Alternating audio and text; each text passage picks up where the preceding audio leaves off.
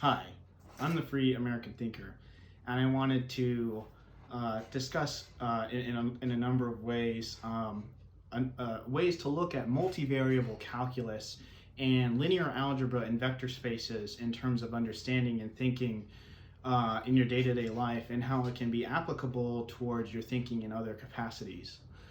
This is something that is very important and critical, and if you think about it, if you were to ask yourself why most people are not very good at mathematics, at least in the United States, it's really easy to understand why in at least one way, at least in one component. This will make sense as we watch here a little bit further.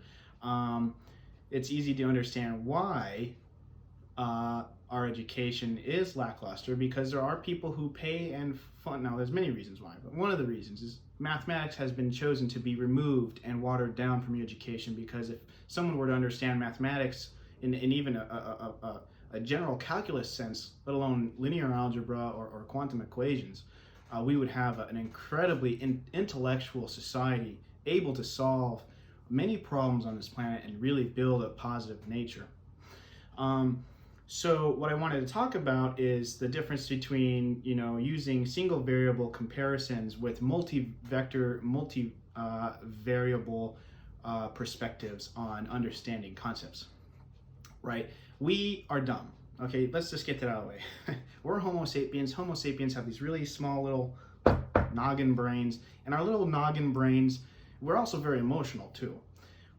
We, with our little noggin brains and our high emotional outbursts all the time, we want answers, and we want answers now, and when something bothers us, we get really upset and frustrated. Boom. And oh, you did this, the hell you, screw you, yada yada yada yada. You did this, no, you did this. And as you can see, what you're really entering is a drama that's really not necessary, because what you're trying to do is you're comparing 100% causality, or at least you're trying to force the reason for why something is into a single box, and you're comparing this one box to this other box. That is not a very smart way to think about things, because the universe is infinite, and to understand infinity and understand the universe and our world, you're going to need equations and mathematical thinking to understand it in a more powerful way, which is multivariable calculus, linear algebra, and other things. Now, you don't need to know the equations, you just need to know the basic logic of how do we do that. And I will give you a great example.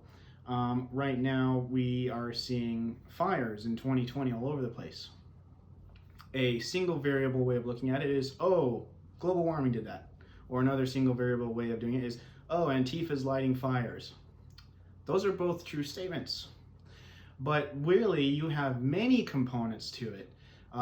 You do have global warming in some ways, where the climate is getting drier and hotter in certain seasons of the summer, which is causing issues with the fires. You also do have policies where fire breaks are completely not allowed, even though ancient civilizations and Native Americans have been using fire breaks for thousands of years to control burns. Roads are natural fire breaks. Then you also have the fact that Antifa, which is a George Soros funded group, they literally ran around Portland all summer long with bombs and cocktails, blowing buildings on fire. And once they burned everything down in Portland, they had to go out to the forest because they ran out of things to burn. It's quite obvious to see that multiple things are causing this issue. And I wanted to explain and give you a good way to understand stuff.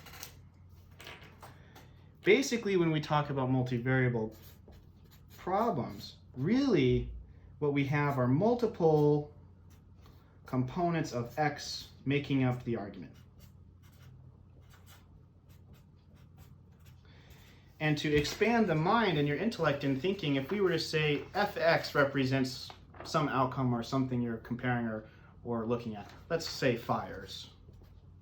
Okay, 2020. Whoa, that's a loaded idea. Let's say fire. People typically operate by only going, the X, this is the reason. And then someone else says, no, this is the reason. Right, but instead we have X1, X2, X3. We can have 5 reasons for why there's fires, or 10. Like maybe there are a number of people who, didn't accurately or didn't properly connect their U-Haul with the chain on their truck, and the sparks from the chain are also hitting the roads in Oregon and California, starting the fires. That would be another component for why they exist. So this is where intellect comes in and we'll get into what thinking intellectually is down the road. But you have components, individual components, and these components, x1, x2, x3, x4, x5, are all contributing to the end equation outcome, which would be fires in 2020. And that is what happens when we try to describe infinite, or at least a very large number with very small finite components.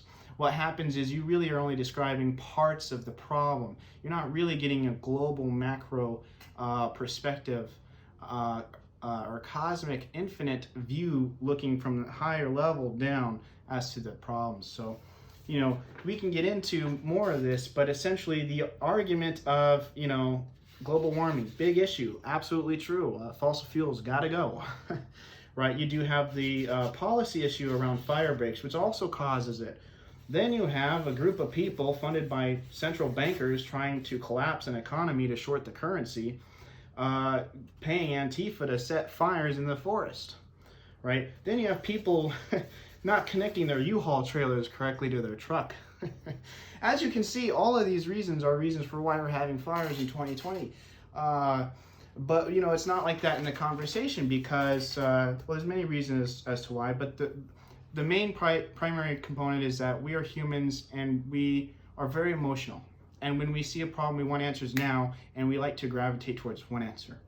So when we take a step back and breathe a little bit, you can see that there are many things to have to consider that are always, things are very gray a lot of the time, though they do shift primarily towards black or towards white in terms of a 1 or a 0 of more 100%, more 0%, right? So the argument would be, well, this is a 20% cause, this is a 30% cause, or something is a 40% cause. And if you really want to, I mean, you and I, if we were to get a beard and try to talk about this, we'd both, you know, at least I would grow a beard. I mean, if you're a woman, you wouldn't grow a beard, but at least I would grow a beard by the time we came to any kind of an understanding. And really one of the limitations of this is people do not take the effort and time and energy to really sit down and listen to each other, which is another issue. But I wanted to get into that because it was, you know, something that I thought was a good example of this year of ways to try to expand our thinking of how to look at why things happen sometimes, and tools for us to look at them differently to solve them. The truth is inside you. God bless.